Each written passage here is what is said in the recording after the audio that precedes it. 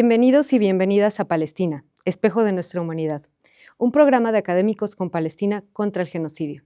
Un programa que reivindica la historia y el pensamiento crítico como arma de los pueblos contra la dominación.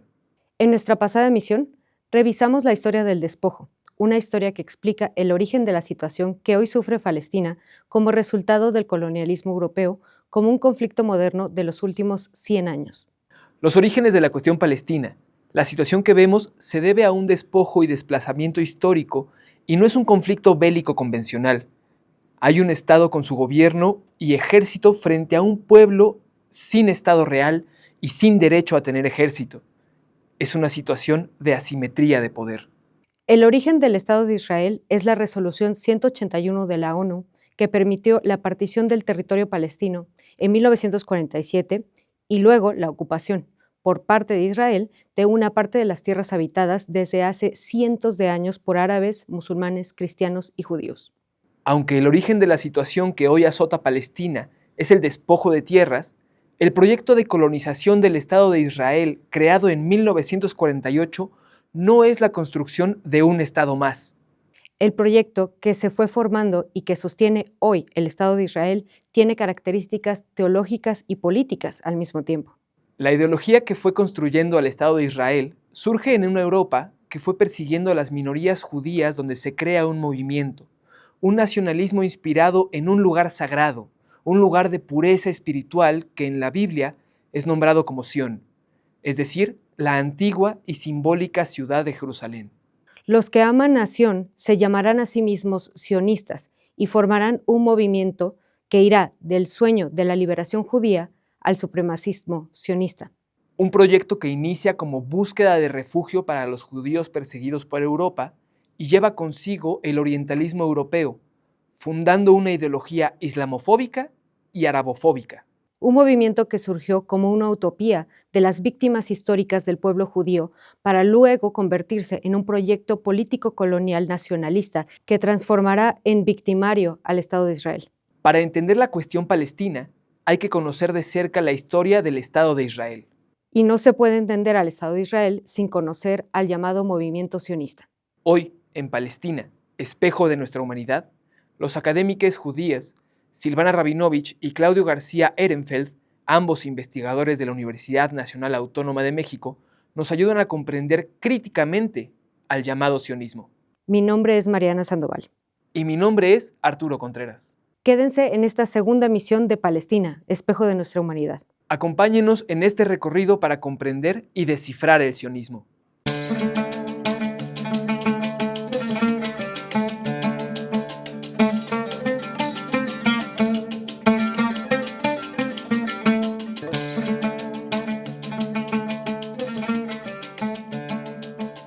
Ladies and gentlemen, the Bible says that there is a time for peace and a time for war. This is a time for war for our common future. Today we draw a line between the forces of civilization and the forces of barbarism. It is a time for everyone to decide where they stand. Israel will stand against the forces of barbarism until victory. מצור מוחלט על העיר עזה. אין חשמל, אין מזון, אין מים, אין דלק. הכל סגור. אנחנו נלחמים בחיות אדם ואנחנו נוהגים בהתאם. איך אמר היטלר יימח שמו? אני לא יכול לחיות בעולם הזה אם יש יהודי אחד נותר בו. אנחנו לא נוכל לחיות בארץ הזאת עם אסלאמו-נאצי אחד שכזה נשאר בעזה. אנחנו לא אורחים בארצנו. זאת הארץ שלנו כולה. אנחנו לא נוכל לחיות בארץ הזאת עם אסלאמו-נאצי אחד שכזה נשאר בעזה. ואנחנו לא חזרנו לעזה והפכנו אותה לעזה העברית. אתה רוצה להפוך את עזה לעזה העברית? חד משמעית. אין עם פלסטיני, אין עם כזה. כל בן תרבות בעולם יודע שהארץ הזאת היא שלנו, של עם ישראל ושלנו בלבד. ¿Cómo se formaron estos discursos? ¿Por qué usan frases bíblicas? ¿Cómo es que dividen al mundo entre civilizados y bárbaros? Un discurso que es idéntico al de los europeos colonizadores. ¿Cómo los líderes políticos de Israel llegaron a comparar a los palestinos con animales o a negar su existencia, como paradójicamente hicieron los nazis con los judíos. Para entenderlo, nos acompaña en la narración la académica Silvana Rabinovich. Para comprender estos discursos necesitamos conocer la historia del sionismo, volviendo al nombre de Sion. Regresemos 2 milenios hasta la ciudad de Jerusalén, la ciudad santa para los judíos, según la Biblia hebrea, el centro del mundo y de la fe para este pueblo, que también es la ciudad santa para los musulmanes, que así la llaman al-Quds, y para los cristianos, pues allí está el Santo Sepulcro.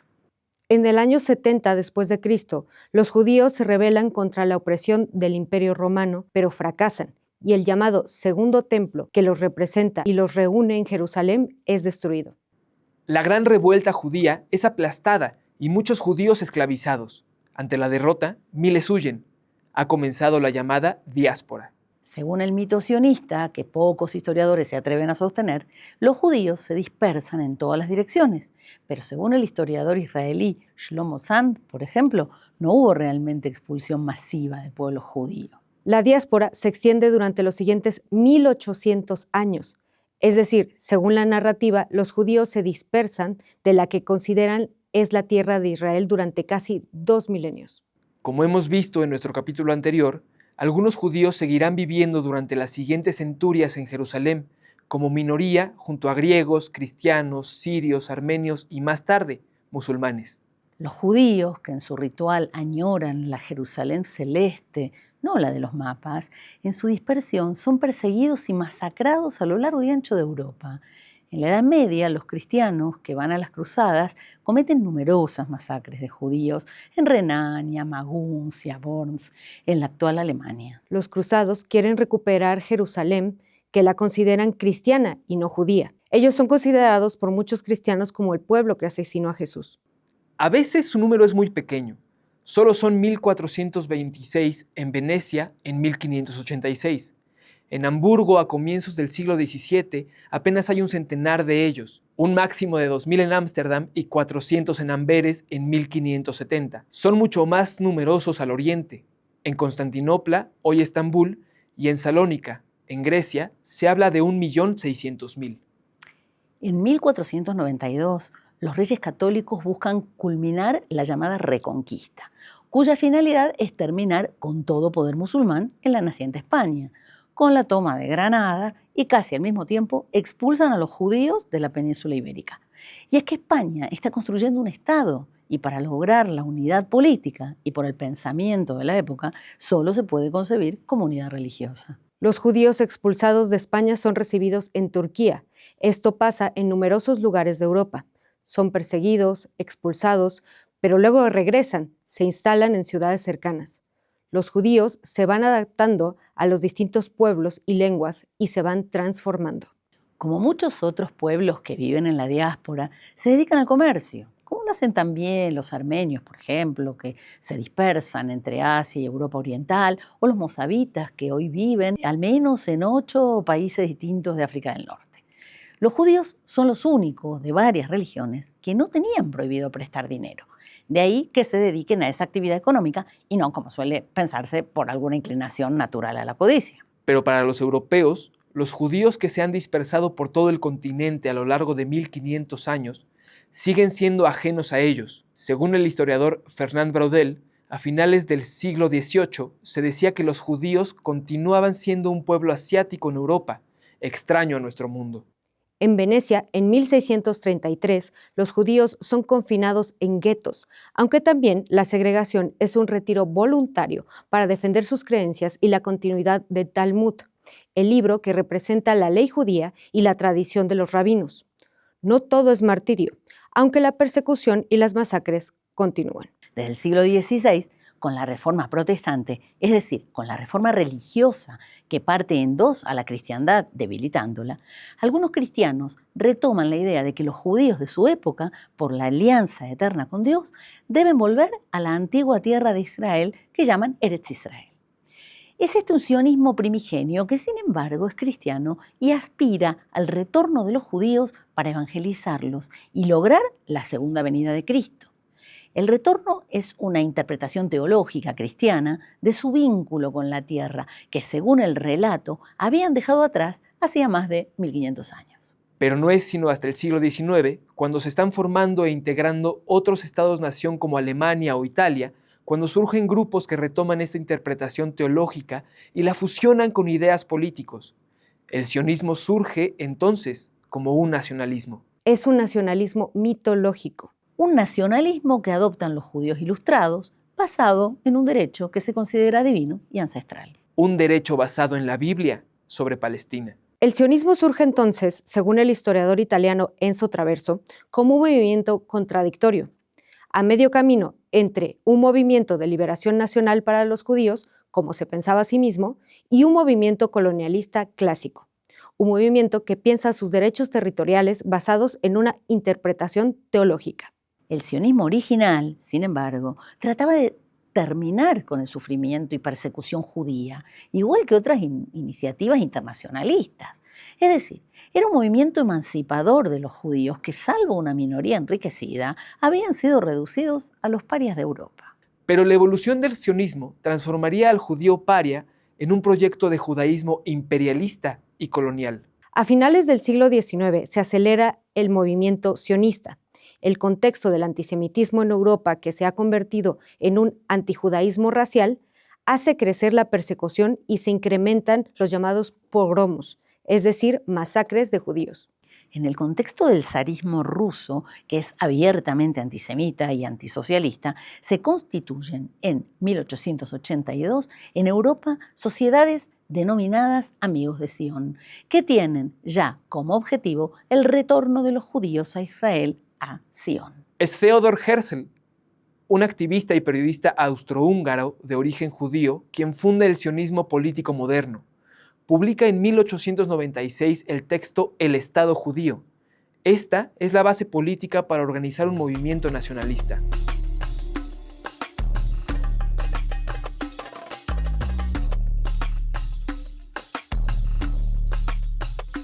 En 1897, convocado por Theodor Herzl, se celebra el primer Congreso sionista en Basilea, en Suiza, que resuelve crear un hogar en Palestina para el pueblo judío y desarrollar el sentimiento de conciencia nacional, que hasta ese momento era una identidad de la fe y no una identidad estatal nacional. Se cruzan tres factores que aceleran la colonización judía de Palestina: la persecución antisemita en Europa, el llamado sionista a retornar a la Tierra Santa y el debilitamiento del Imperio Otomano con su posterior crisis y desintegración. La migración judía a Palestina se vuelve incontrolable.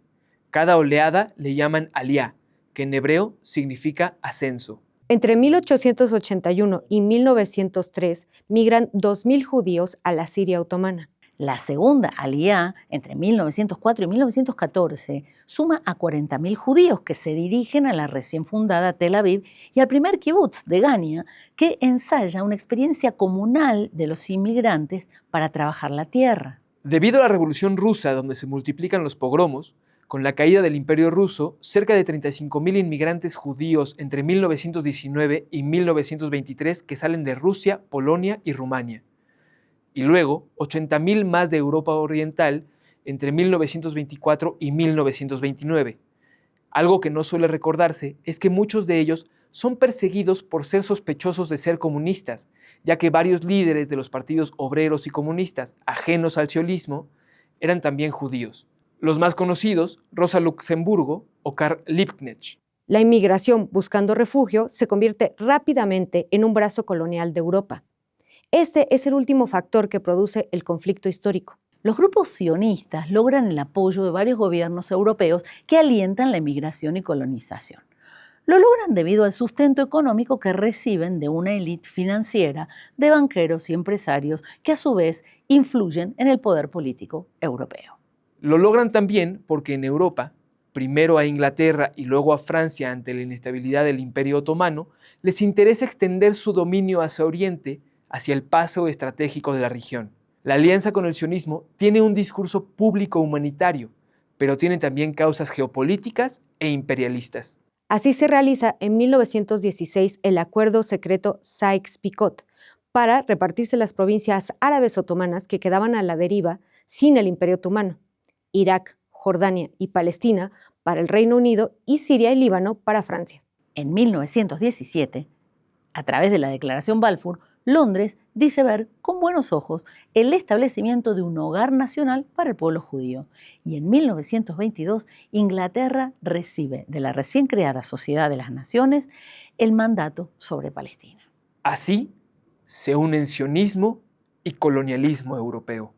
Pero también sucede unos años más tarde el ascenso de la fuerza de los nazis en Alemania, lo que produce la mayor oleada de inmigración judía desde 1929 y en adelante, con más de 225.000 nuevos migrantes hacia Oriente y Palestina. En 1936 se realiza el Congreso Judío Mundial, en pleno momento de la feroz persecución nazi en Alemania, que terminaría en la llamada Solución Final y el Holocausto años más tarde. El Congreso se concentra en la defensa de los judíos, pero también acuerda apoyar la formación de un hogar nacional judío en Palestina. Todo ello desemboca en que el 29 de noviembre de 1947, una vez conocida la hora más oscura de Europa, cuando millones de judíos, de gitanos, de homosexuales y comunistas fueron exterminados, es que la Asamblea General de las Naciones Unidas acepta la Resolución 181 o Plan de Partición de Palestina por 33 votos a favor de Europa, Estados Unidos y la Unión Soviética y 13 votos en contra de los países musulmanes y la India, además de 10 abstenciones, entre ellas Gran Bretaña y China. Pero la colonización unilateral de los territorios de la Palestina histórica por un lado, la decisión en la ONU por mayoría de la partición sin los países árabes por el otro, y finalmente la Declaración de Independencia de Israel, crean a lo largo de los años un rechazo contundente de los habitantes y gobiernos de la región. Es importante mencionar que incluso en esa época hubo disidencias dentro del sionismo que no apoyaban la partición de la tierra, pero se impuso finalmente la visión del colonialismo de asentamiento. La interpretación sionista de la Ley del Retorno de 1950 ve en el proyecto de colonización solo la aspiración a llevar al pueblo de Israel a su tierra y a fundar allí una sociedad y un país judíos. Y desde esa interpretación hay un Estado en marcha en las décadas de los 20, 30 y 40 que culmina con la fundación de Israel. Pero esta es la definición del colonizador, que reclama derecho de la propiedad sobre la tierra por causa del malestar que provocaba el antisemitismo europeo expulsivo de judíos. Es un proyecto judío voluntario que apuesta a la capacidad de este pueblo para construir un refugio basado en el relato bíblico. Pero, desde el punto de vista del pueblo colonizado, se vive un proceso de ocupación territorial, de despojo del territorio palestino, y al sionismo se le ve como un movimiento político colonialista que conferirá a los judíos un carácter nacional y étnico. Desde la visión de los colonizados, es decir, los palestinos, los designios del movimiento sionista armonizaban con la política imperialista británica para crear un Estado judío en Palestina. Y es así que emerge la cuestión palestina frente al movimiento sionista y a la colonización que desplaza rápida y violentamente a los palestinos de sus territorios. En la Nakba, con un sionismo radicalizado ante el rechazo árabe que ha comenzado a crear grupos armados en resistencia. Pero el sionismo seguirá cambiando y transformándose. Se constituirá en una enorme influencia y luego visión de Estado en Israel. Y sobre esta transformación en un sionismo belicista, arabofóbico, islamofóbico, colonizador y supremacista, conversaremos a continuación con Silvana Rabinovich.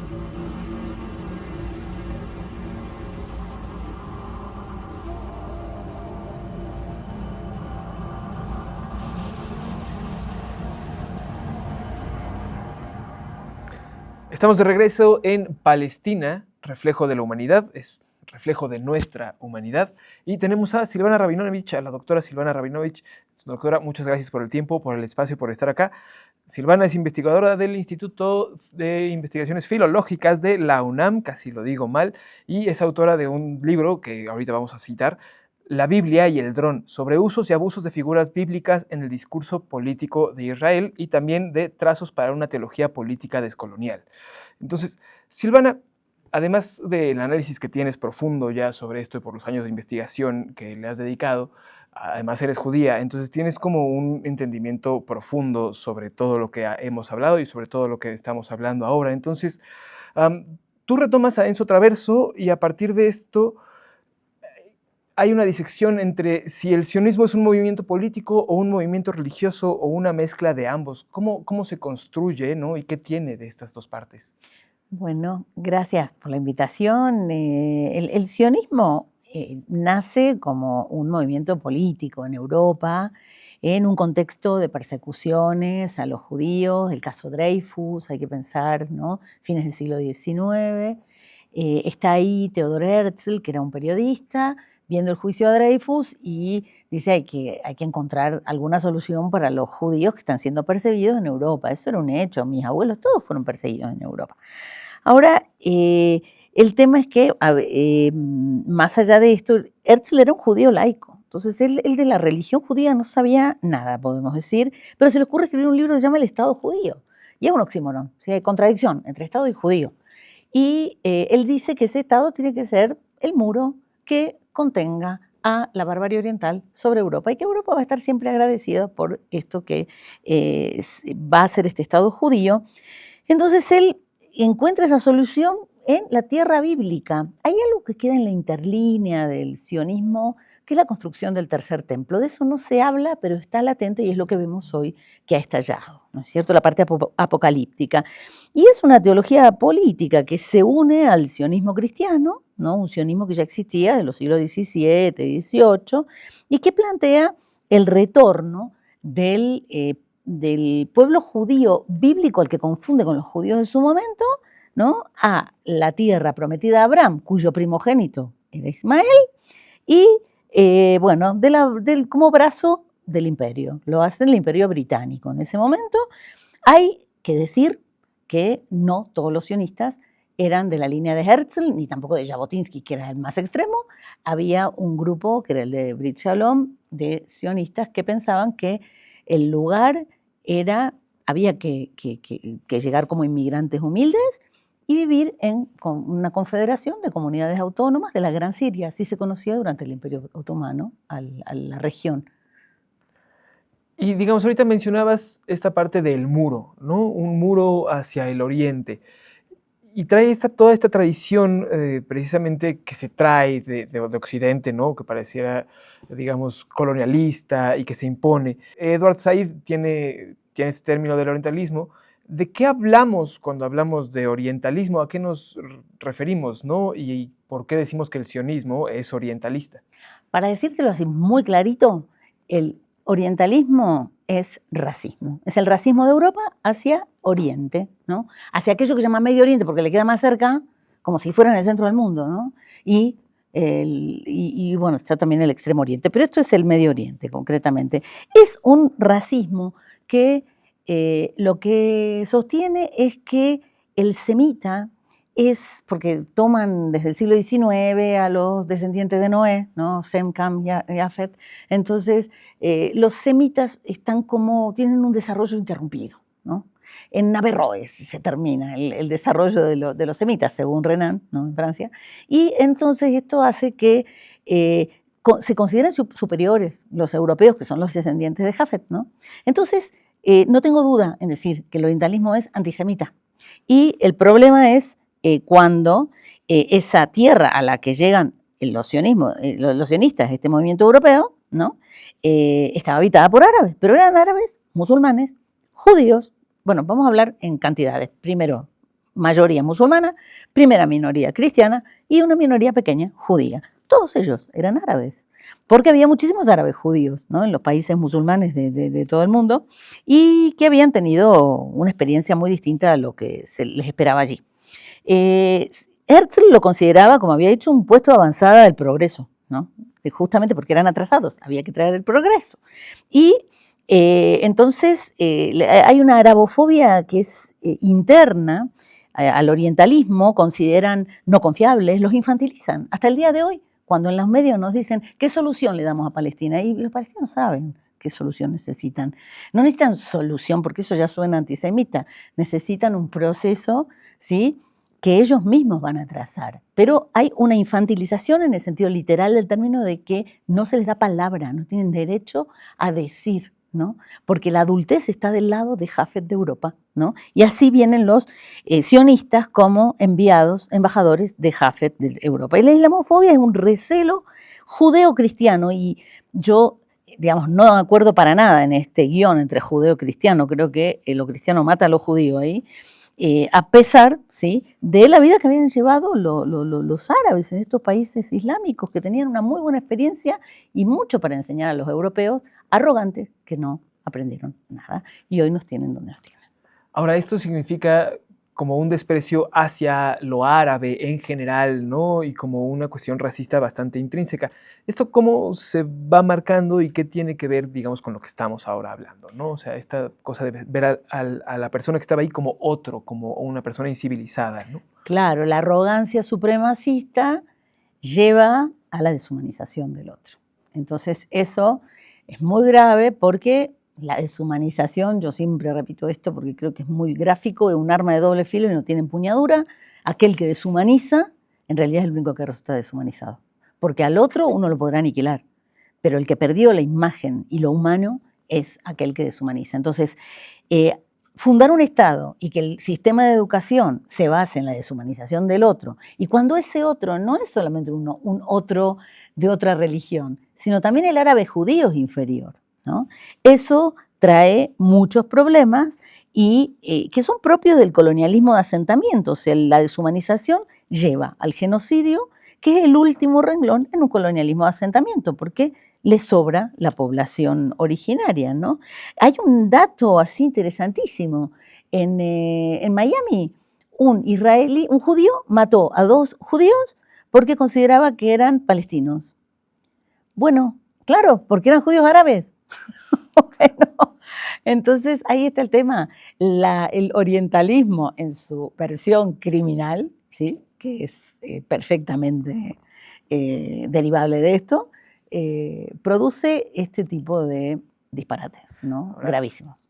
La ocupación que está existiendo actualmente sobre el territorio de Gaza viene a partir de una interpretación del derecho a la tierra que viene un poco de la teoría de un Estado y también un poco o bastante más de lo que ha salido de la Biblia, como tú lo mencionas, ¿no? Entonces, ¿cómo es que el sionismo interpreta o construye este discurso y cómo se convierte en un movimiento colonialista tal cual? Claro, o sea, a ver, Gaza ya aparece en la Biblia en el primer atentado suicida, ¿no? Sansón dice, muera mi alma con 3.000 filisteos, y los que mató al morir fueron muchos más que los que había matado en vida. Ahí tenemos. Pero Abraham, que es un inmigrante, un beduino, le promete Dios la tierra para su descendencia. Abraham tiene un primogénito y no se discute quién es primogénito en el Deuteronomio, ¿no?, en la Torá. Primogénito del primer nacido, aunque el padre no esté enamorado de la madre, que no era el caso. Pero bueno, Ismael es el que debe recibir el doble que el resto de los hijos. Y el resto de los hijos son Isaac y los que tuvo con Ketura, que incluso llegan a decir que Ketura era Agar, la madre de... Lo que ahí se ve es que se consuma la Nakba, ¿no?, y es los celos de Sara, la patrona, respecto de Agar, la sierva, que es la madre del primogénito, que es la primera expulsión. Y lo que tenemos, hay algo muy perverso que se da en torno a la palabra retorno, que es el derecho al retorno palestino. Se formula en la ONU como una resolución del Consejo de Seguridad en 1948, diciembre de 1948, la resolución 194, tienen derecho a regresar a su tierra, pero frente a eso, en 1950, Ben Gurión promulga la ley del retorno, que ley contra derecho, ley para confiscar derecho, ¿sí? Y esa ley otorga a cualquier judío la posibilidad de la ciudadanía israelí para confiscársela a los palestinos, ¿sí?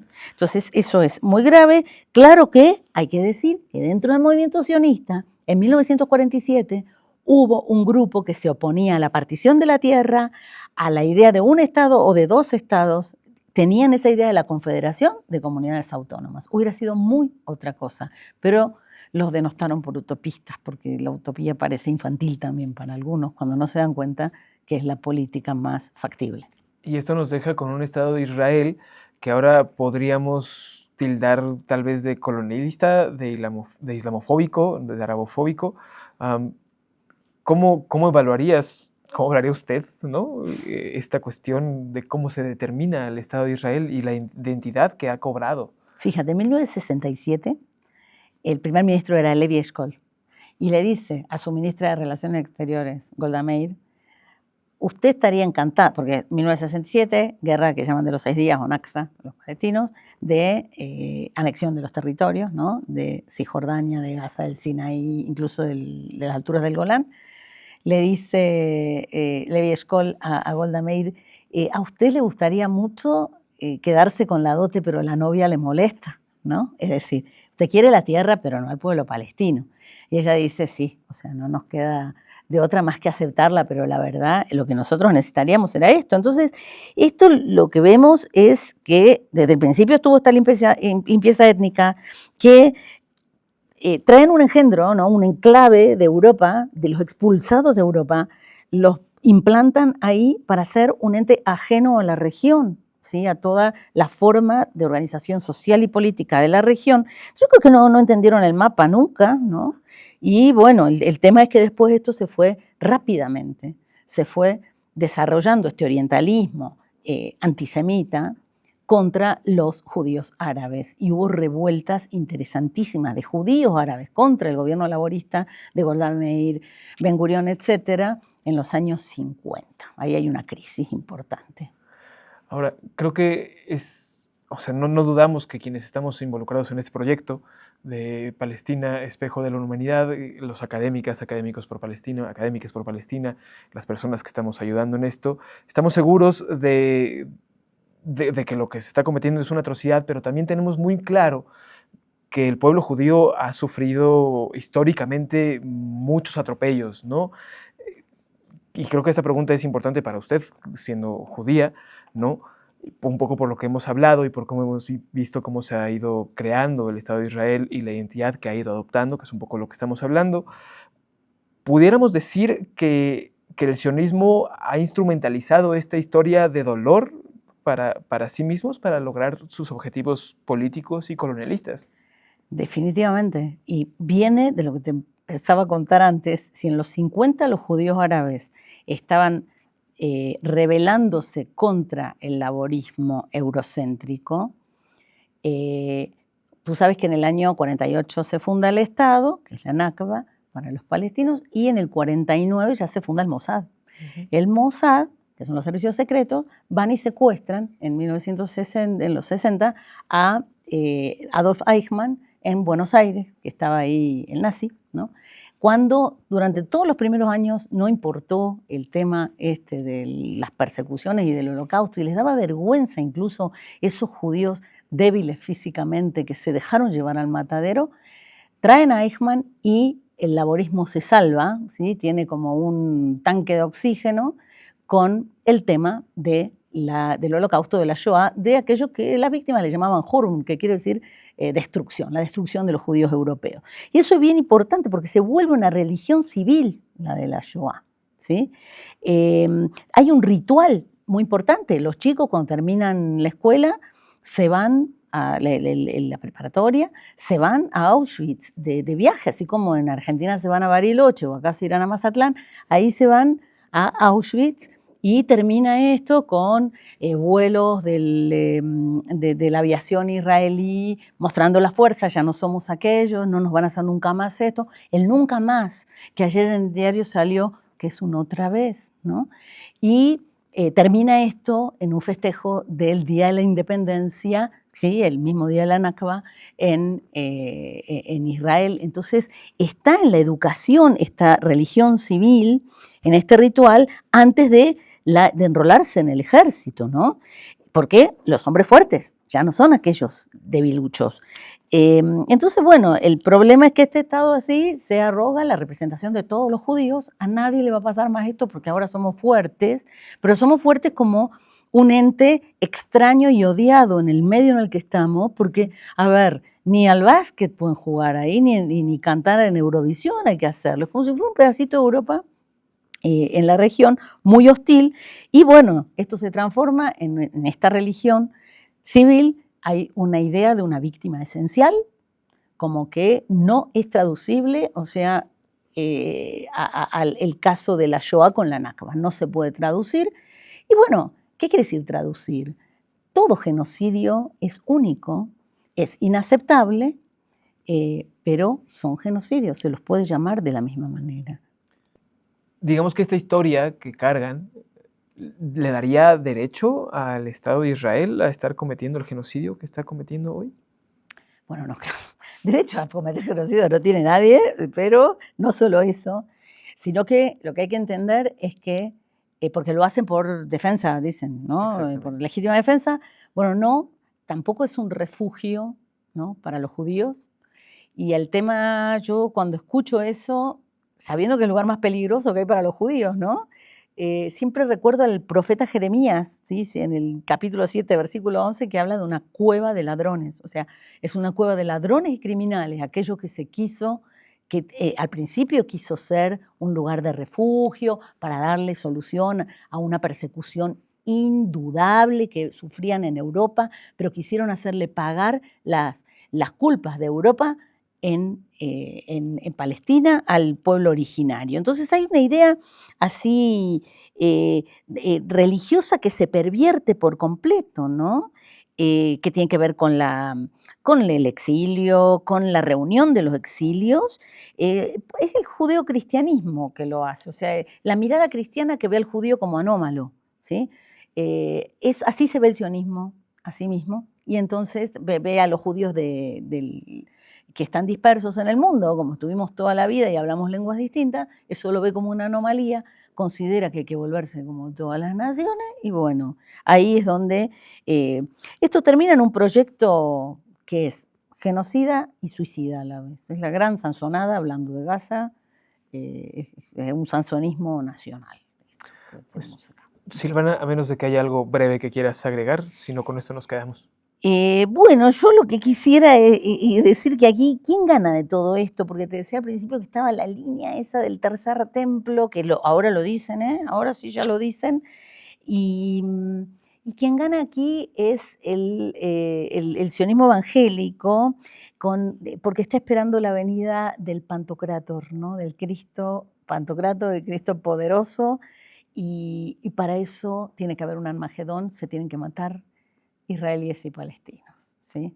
Entonces es muy siniestro esto. El sionismo, en nombre de los judíos, colabora en esto. Es una deriva apocalíptica cuya última amarra se soltó el 7 de octubre de 2023 y sabían bien hacia dónde lo llevaban, como vamos viendo ahora. Esto es muy triste, pero no todo el sionismo fue esto, fue lo que se fue desarrollando y lo único que triunfó.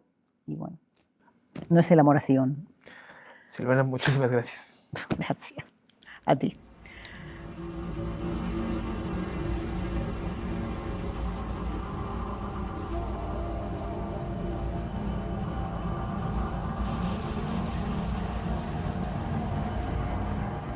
Como en cada capítulo de Palestina, Espejo de nuestra humanidad, tenemos la entrevista con un investigador. Para esta segunda parte del programa contamos con la presencia de Claudio García Ehrenfeld, del Instituto de Investigaciones Filológicas. Él es parte de Académiques por Palestina y Judíes por Palestina contra el genocidio. Muchas gracias por su presencia, doctor. Muchas gracias, Mariana, un gusto estar aquí. Muchas gracias a Rompeviento. Doctor Claudio, entonces, tanto en nuestro recorrido histórico como en nuestra anterior conversación, hemos revisado la historia del sionismo. Usted, siendo académico, pero también de origen judío, ¿nos podría explicar por qué no todo judío es sionista y usted mismo por qué no es sionista? ¿Cuál es la diferencia entre sionismo y judaísmo? Muchas gracias por esta pertinente pregunta. Creo que lo que esconde tu pregunta es quién es responsable del genocidio palestino, del que sufre el pueblo palestino. Entonces, me gustaría comenzar respondiendo eso. El principal responsable del genocidio que sufre el pueblo palestino, el apartheid y la ocupación, es el Estado de Israel. Claro. Y el Estado de Israel es a la vez una estructura y tiene una ideología que es el sionismo, ¿no? la cual está amparada por otros estados nacionales como Estados Unidos y por una estructura global mucho más amplia. Es muy importante diferenciar entre sionismo y judaísmo. En mi opinión, es más pertinente hablar de judaísmos que de judaísmo en singular. El judaísmo no puede entenderse únicamente como una religión, sino que es un entramado religioso, cultural, étnico y político, en el cual muchos pueblos están unidos por una historia común. Una parte de esa historia efectivamente vuelve a la Biblia y a los pueblos judíos de la antigüedad que con otros pueblos habitaron lo que se llama la tierra de Canaán. Pero otra parte de esa historia viene de la Edad Media, viene al Renacimiento, a la Shoah y hasta nuestros días, y esa otra historia también determina lo que es ser un judío hoy. Claro. En cambio, el sionismo es un proyecto teológico, político, moderno que tiene dos vertientes diferenciadas. Una de ellas es el sionismo cristiano, que surge aproximadamente en el siglo XVI, es decir, en la misma época en la que se comienza la colonización de América y de África, entre comunidades protestantes en Inglaterra, después baja hacia Alemania, y es una respuesta a la voluntad cristiana de erradicar con el judaísmo como una suerte de herejía. Al ser imposible erradicarlo como, por la violencia o por la conversión, lo que se propone, basándose en que finalmente en la Biblia se dice que Israel es la tierra prometida de los judíos, sí. Basándose en eso, pues, lo que se busca es una relocalización forzada de los judíos en Palestina para acelerar la segunda llegada de Jesucristo. Oh, wow. El otro sionismo es el sionismo judío, que tiene apenas 127 años de existir, si se toma como punto de partida el primer congreso sionista de Basilea en Suiza de 1897. Oh. Y este sionismo judío surge, se forja al calor del imperialismo, del reacomodo y surgimiento de nuevos estados nacionales y también del racismo que coloca al judío como la primera frontera de lo blanco. Hasta hace muy poco los judíos no eran blancos. Entonces, este sionismo judío encuentra un apoyo en el sionismo cristiano, en tener una meta común que es, mediante la tergiversación de la Biblia, imponer el regreso de judíos a Israel. Entonces, no solo no hay un solo judaísmo, sino que probablemente, sino que precisamente por eso, y porque el judaísmo no es una religión, hay judíos que son ateos, por ejemplo, Primo Levi o Noam Chomsky, no son religiosos, por lo menos, y es muy difícil decir que no son judíos, ¿verdad? Claro, claro que lo son. También hay judíos ortodoxos y de otras vertientes religiosas para los cuales el sionismo es una desviación, particularmente porque lo que busca el sionismo es, violentando los 13 juramentos más sacros que hay en el judaísmo, adjudicarse el papel que le corresponde a Dios de regresar a los judíos a su tierra y hacerlo ellos por la violencia. Entonces, para muchos judíos religiosos, el sionismo es una desviación. Claro. El sionismo cristiano es antijudío, porque lo que busca es erradicar al judaísmo, y creo que eso no requiere más explicación. Y finalmente, desde un punto de vista más amplio del judaísmo, el sionismo está rompiendo desde el momento en el que colabora con la estructura colonial que oprimió al judaísmo en primer lugar. Desde ese momento está violando algunos de los principios más importantes del judaísmo comunes a todos. Uno de ellos es tzedek, que significa algo así como el común que construimos entre todos, y en ese todos son todos los pueblos, no nada más el judío, o chesed, que puede traducirse por bondad amorosa o una suerte de altruismo, de solidaridad también, y tikkun olam, que significa la reparación del mundo. Israel, desde que inició el genocidio en Gaza, pero desde mucho antes, desde su fundación, comenzó a destruir una tierra, y lo vemos cuando destruyen, por ejemplo, los olivos palestinos, ¿no?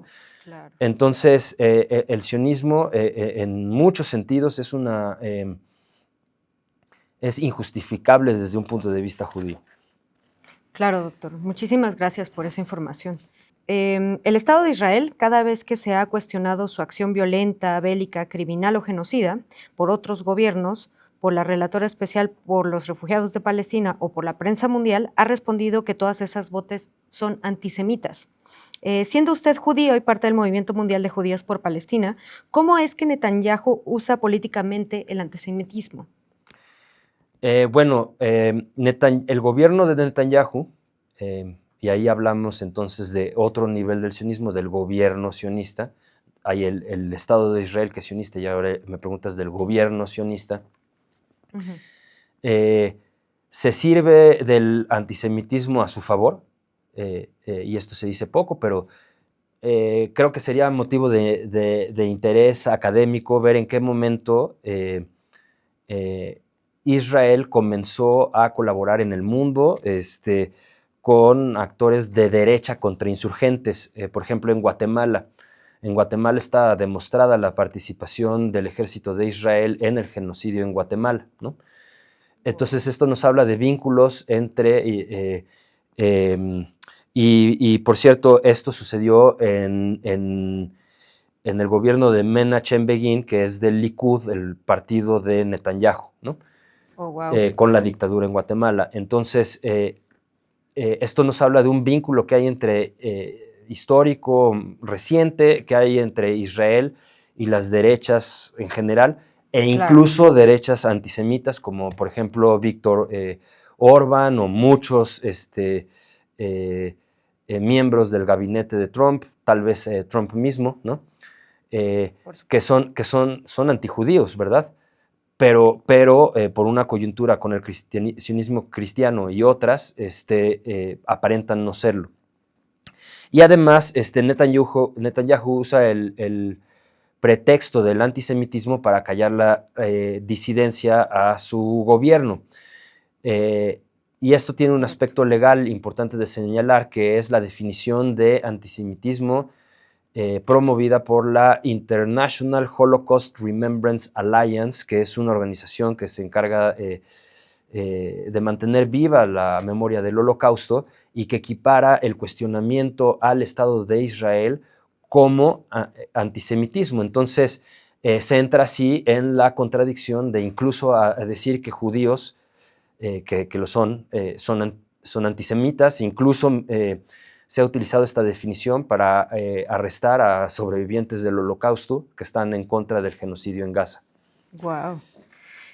Bueno, continuando con la siguiente pregunta, hemos visto que desde el 7 de octubre que en todas partes del mundo numerosos grupos y movimientos de judíes se oponen al genocidio y al colonialismo israelí. Muchos de ellos han dicho en comunicados y en manifiestos la famosa frase de "no en nuestro nombre". ¿Podría hablar un poco de esta poderosa afirmación de los judíes y del movimiento judío internacional? Claro, el movimiento internacional es una nueva página del judaísmo, está salvando muchos de los valores del judaísmo, del sionismo, que se ha convertido en una ideología genocida, claro. Pero es una nueva página que, digamos, había estado dormida y soterrada por el sionismo, pero que en realidad tiene una historia de larga data de judíos y judaísmos de izquierda, progresistas, Por supuesto. que lo que abogan es precisamente un mundo en donde los judíos son un pueblo más y la frase nunca más significa nunca más para nadie. Una gran cantidad de estos grupos en el mundo están siendo incluso reprimidos por oponerse a las políticas genocidas del Estado de Israel. Entonces, este es un movimiento que al decir no en mi nombre, lo que está diciendo es no en mi nombre porque cuando digo nunca más, significa nunca más para nadie. Y eso es lo que significó desde un momento. No, por supuesto, y es para nadie.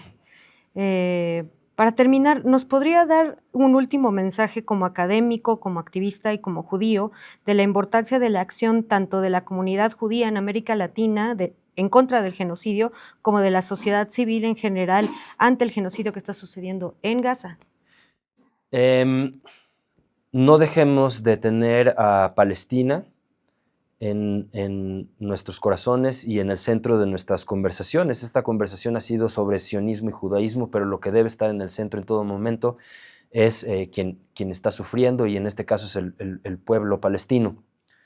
Como universitarios hemos dicho desde un inicio que necesitamos organizarnos por sectores para poder reconocer lo que está descrito muy correctamente en el informe de Francesca Albanese, de la relatora de los territorios palestinos, que ella describe como el paso de la economía de la ocupación a la economía del genocidio. Necesitamos organizarnos como sectores para poder enfrentar esa economía del genocidio que es neoliberal y transnacional. Por supuesto. Eso es como académicos, y necesitamos romper relaciones con Israel para garantizar la no repetición, para garantizar que haya memoria, justicia, y que todos no solamente las personas, el gobierno actual que está cometiendo el genocidio, sino también el Estado de Israel sean sometidos a la justicia internacional. Perfecto, doctor. Pues muchísimas gracias por esta valiosa entrevista y muchas gracias a ustedes por acompañarnos. Esperemos que les haya gustado.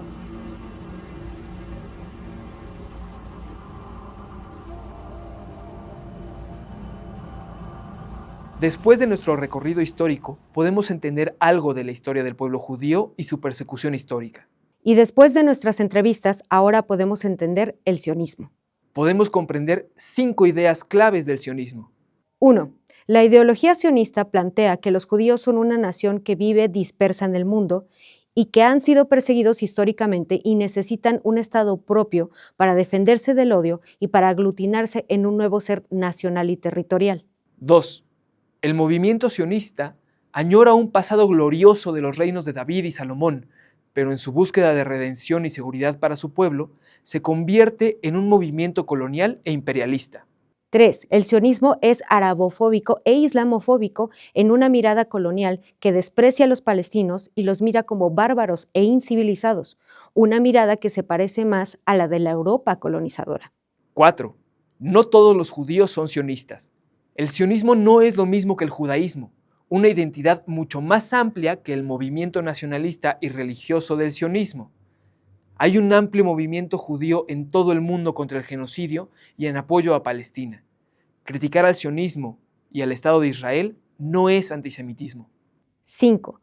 Todos reconocemos el sufrimiento del pueblo judío, tanto en su persecución histórica como el Holocausto. Sin embargo, esa historia de sufrimiento no le da el derecho al Estado de Israel, al despojo, a los crímenes de guerra y a la ocupación, ni al genocidio. Hemos llegado al final de nuestra segunda entrega. Les pedimos que sigan las cuentas de Académicas por Palestina que aparecen en pantalla. Ayúdenos a difundir los orígenes del despojo compartiendo este programa en sus redes sociales y vía WhatsApp enviando el link de nuestros programas. Recuerde estas 5 ideas sobre el sionismo. Las necesitaremos para nuestro tercer episodio. Si en nuestros anteriores capítulos hemos entendido el surgimiento del Estado de Israel y el despojo de la Palestina histórica, y hoy hemos visto la ideología sionista convertida en proyecto de Estado, en nuestra tercera emisión revisaremos la larga penuria del pueblo palestino desde 1948. En nuestro próximo capítulo veremos cómo los palestinos desde entonces han vivido en un régimen de ocupación, apartheid y colonialismo. Los esperamos en nuestro próximo episodio de Palestina. Espejo de nuestra humanidad.